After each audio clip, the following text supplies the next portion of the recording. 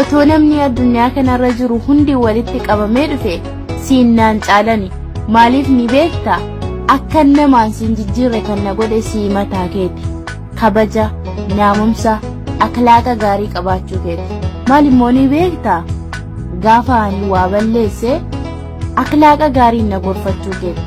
ati anaaf hiriyaa kiyya qofa miti haadha abbaa waa hunda naaf taatee kafana konaa taateetu na wajjiniin jiraata gaafan aare gaafan dogoggore kan na gorfatu sidha hanga duniyaa kanarra jirutti numa si jaalladha bakka jirtuu fi haala keessa jirtu yoo sitti toluu baatellee inshaallah guyyaa rabbiin jedhe wal agarra bakka jirtutti nagaan naa jiraadhu ati anaa fi hiriyaa tiyya qofa miti badhaasa tiyya kennaa tiyyadha naaf jiraadhu